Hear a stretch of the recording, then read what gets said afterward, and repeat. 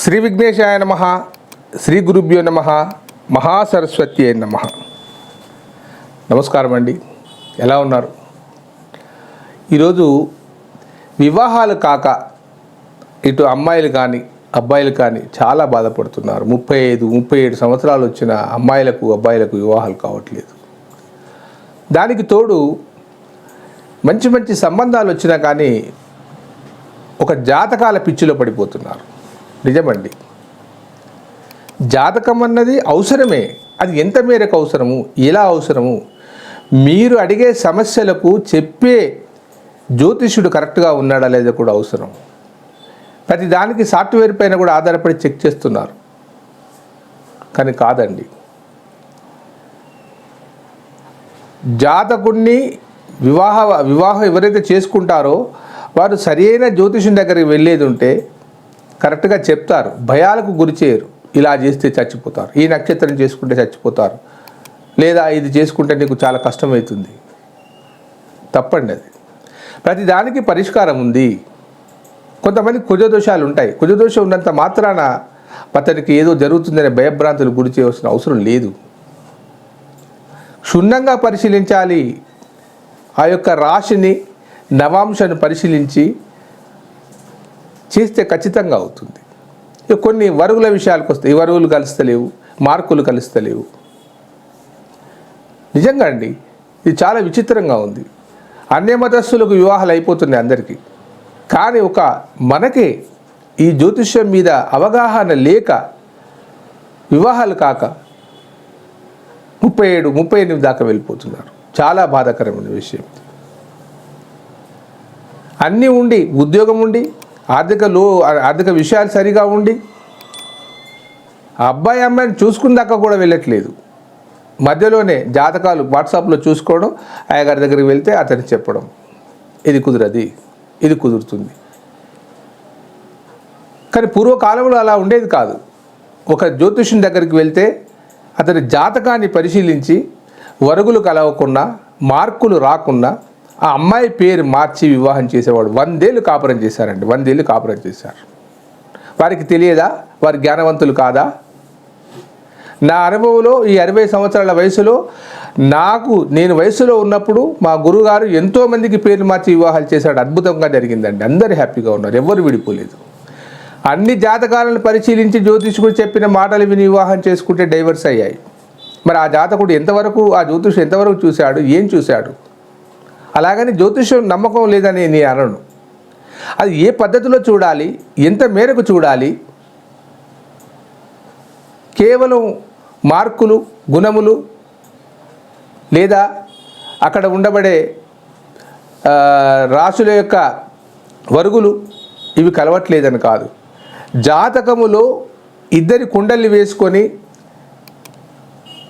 గ్రహమైత్రి ఉందా లేదా, వారి దాంపత్య జీవితం ఎలా సాగుతుంది, 7వ ఇల్లు అధిపతి ఎక్కడున్నాడు, అమ్మాయి 7వ ఇల్లు అధిపతి ఎక్కడున్నాడు, వారు సరిగా దాంపత్యం చేయగలుగుతారా లేదా, వాళ్ళ ఆర్థిక వెసులుబాటు ఉంటుందా, వారి మానసిక పరిస్థితి పరిపక్వతగా ఉంటుందా లేదా అనేది జ్యోతిష్యం ద్వారా తెలుస్తుంది.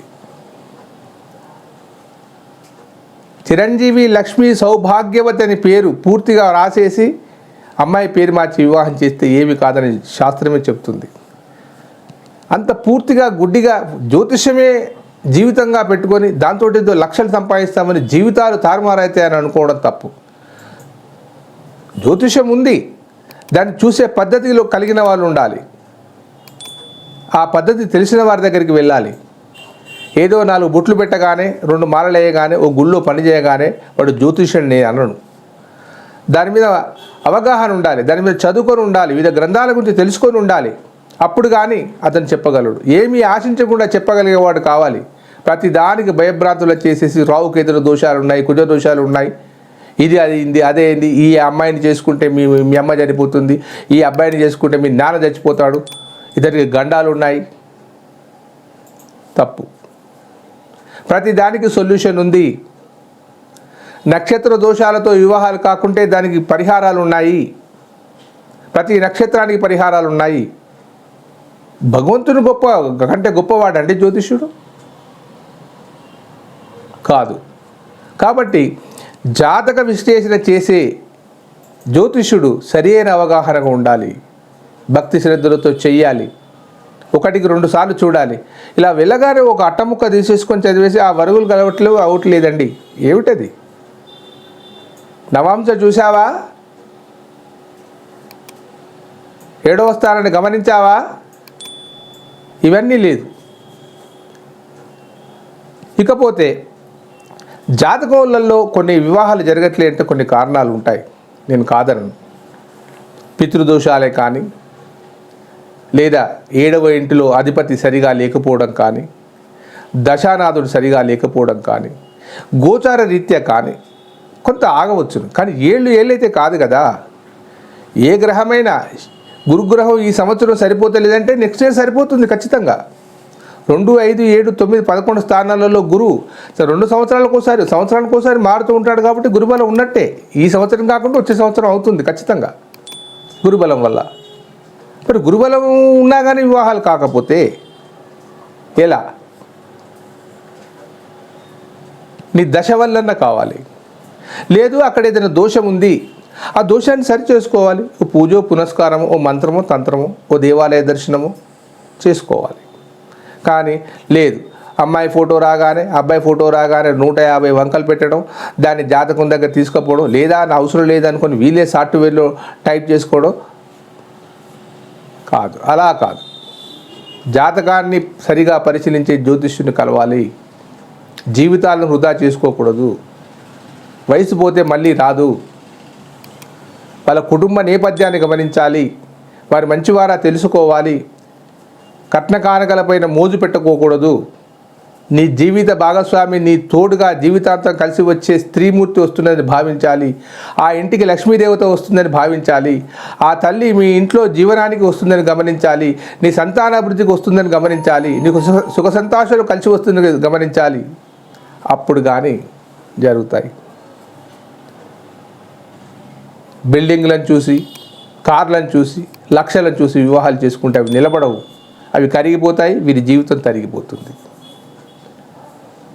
కాబట్టి జాతకంలో దోషాలు ఉన్నవి అని తెలుసుకున్నప్పుడు దానికి ఉపచారాలు ఉన్నాయి. మీకేదైనా ఇలాంటి జాతక సమస్యలతో బాధపడేది ఉంటే నా కింద నెంబర్ ఫోన్ చేయండి. మీ జాతకాన్ని సంపూర్ణంగా పరిశీలిస్తాను. ఇది అవుతుందా కాదా, ఎప్పుడవుతుంది, మీ వివాహం ఎలా జరుగుతుంది, ఏ అమ్మాయితో జరుగుతుంది, ఖచ్చితంగా జరుగుతుందా లేదా అన్న విషయాన్ని స్పష్టంగా తెలియజేస్తాను. ఎందుకంటే 20-27 సంవత్సరాల నుంచి జ్యోతిష శాస్త్రం మీద మక్కువతో చదువుతున్న వాడిని, ఎంతోమందికి జ్యోతిష్ను నేర్పించిన వాడిని, బహు గ్రంథాలను నిరంతరం చదువుతూ ఉన్నవాడిని, దాని మీద గొప్ప నమ్మకం ఉన్నవాడిని. మీకు ఈ సమస్యలకు పరిష్కారం కావాలనుకుంటే ఈ కింది నెంబర్ ఫోన్ చేయండి, తప్పనిసరిగా మీకు పరిష్కారం ఇస్తాను. ఉంటానండి, మీ ప్రకాష్ గురు, ఆస్ట్రో న్యూమరాలజీ. సర్వే జనా సుఖినో భవంతు.